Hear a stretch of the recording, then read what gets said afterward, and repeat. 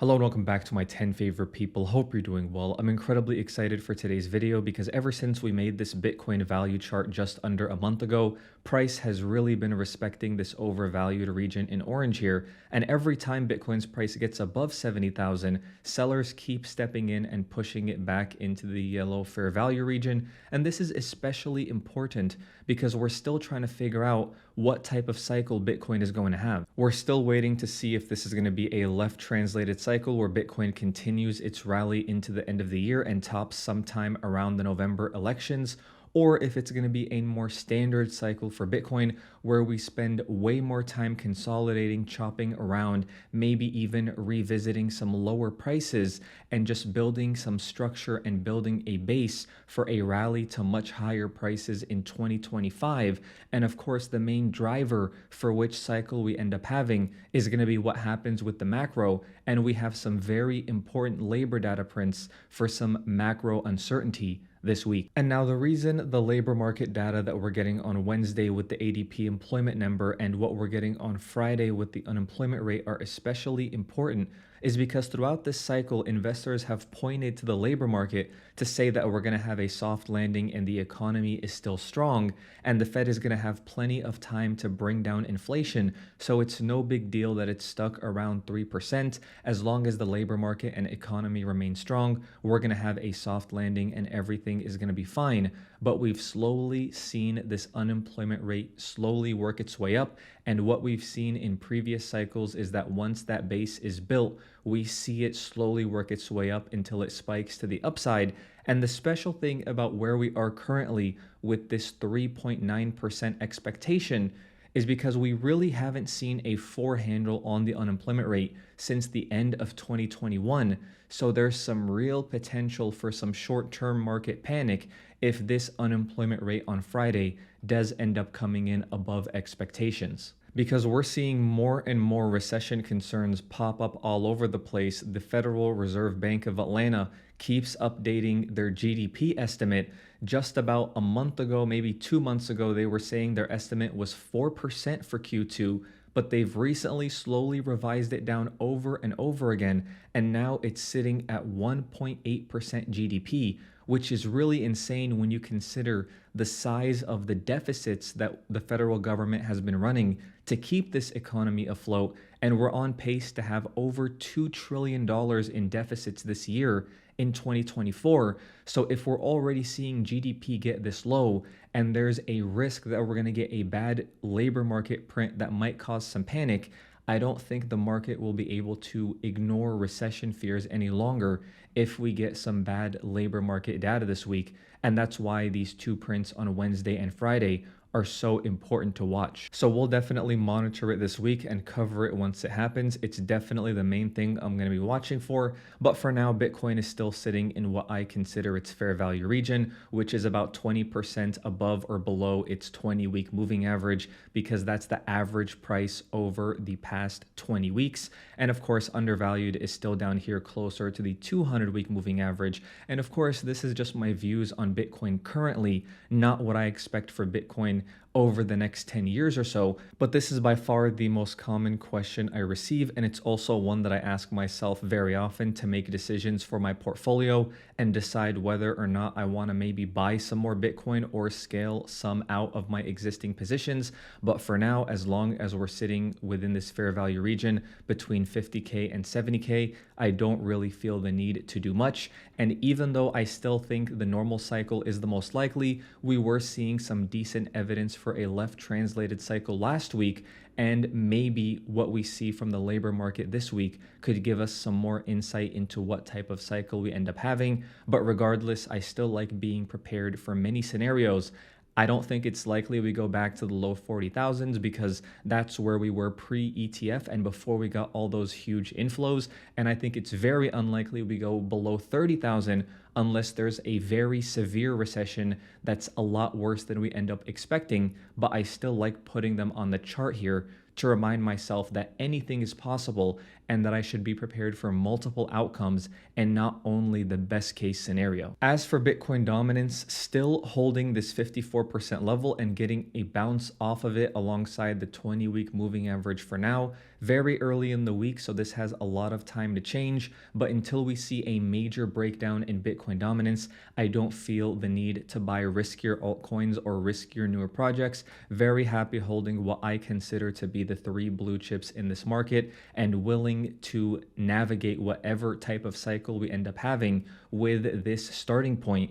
And we'll go more out on the risk curve if we see that Bitcoin dominance breakdown. But honestly, this looks like it wants to continue higher potentially based on this current structure, as long as it holds 54%, which means for now, I'm going to keep the majority of my allocation in the blue chips, especially Bitcoin. As for rate expectations, of course, this is going to rely heavily on what type of data we end up seeing this week. But as of right now, we're not expecting any rate cuts until September 2024, but I do think this could fluctuate quite a bit depending on what we see for the unemployment rate on Friday. But as of right now, no rate cuts expected until September, which means that Bitcoin could still have some time to rally to the upside as long as we don't see any major panic thanks to a very hot inflation print or a very weak economic print.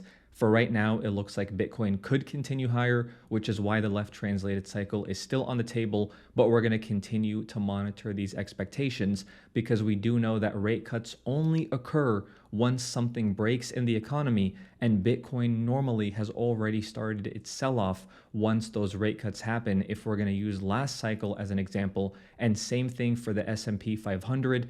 Rate cuts only occur when the Fed sees the recession coming, and because markets are forward-looking as well, they usually top before the recession hits also, but we don't know exactly when that recession is going to be, and we don't know exactly when those rate cuts are going to occur. But as of right now, the consensus is that the highest likelihood of that first rate cut will be September 2024. As for the S&P 500, price action was okay last week. We had a deviation below the previous all-time high, but then saw a nice bounce going into the close, leaving this wick to the downside. And we really want to see the S&P 500 hold above that 5250 level on a weekly close this week if we are going to continue higher in the short term and have a high likelihood of that left translated cycle. But it's only Monday and there's plenty of time for more price action this week, and I do think that the S&P 500 will react to the labor market data we're going to see this week as well.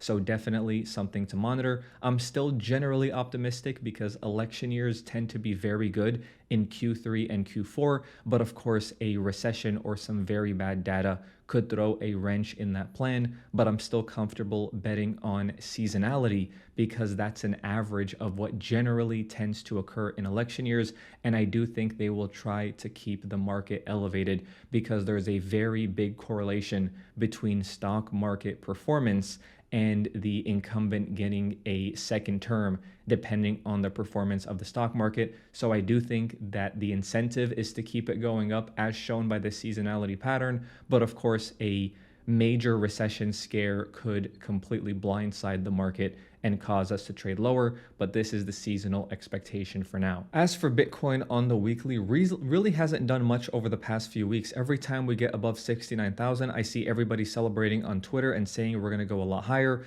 Then some sellers show up and we get back below, and then everybody starts panicking saying we're gonna go lower. But so far, Bitcoin has done what it does every summer, which is mostly chop around for the most part because of lower liquidity and lower excitement. But we're going to monitor this week's close to see if we can finally get that close above 69,000. As of right now, these wicks to the upside showing that sellers keep popping up and bringing price back below 70K isn't the best sign, but it's still too early to call this a local top for now. And we want to see if we can finally get that close above 69,000 before jumping to any conclusions. As for Ethereum, does look a little bit better if you have a very huge candle and then a consolidation candle the following week. That's a decent sign. But because we have no idea exactly when these spot ETFs for Ethereum are going to launch, I think the market still has some uncertainty as to whether or not it wants to pile into Ethereum with all of this macro risk going on with the upcoming data. So maybe once we actually get a launch date, Ethereum can continue its buy the rumor rally into the launch date of those spot ETFs. As for Solana, it's really been struggling ever since Ethereum got those ETFs approved. There has been a lot of celebrity meme coin speculation, but price is still struggling to rally higher for now. It has been going sideways for the most part, but this big wick to the upside showing that sellers really stepped in about 2 weeks ago does tell me this could continue consolidating for a while longer, but I'm very happy with my 14% allocation. If it goes lower, maybe we can talk about accumulating at lower prices. If this is as low as it goes and we just rally higher from here, we're just going to enjoy that ride with the 14% allocation I already have. But as of right now, these wicks to the upside, similar to the ones that Bitcoin has, aren't the best look in the short term. But again, there's quite a bit of time before the weekly close, and I do think this labor market data is going to be the catalyst for our next direction in the short term. And of course, I like to keep up with what's happening with the latest data prints and macro in the short term, but in the long term, generally risk assets like indices like the S&P 500 tend to go up. This is the last 100 years for the S&P 500, and we've seen the national debt and the money supply continue to skyrocket over the past few decades. And even though M2 has gone down recently, that's only a short-term trend in my opinion before it just continues its parabolic advance higher, which means the S&P 500 is likely going to continue its trend of having these recessions and these corrections along the way,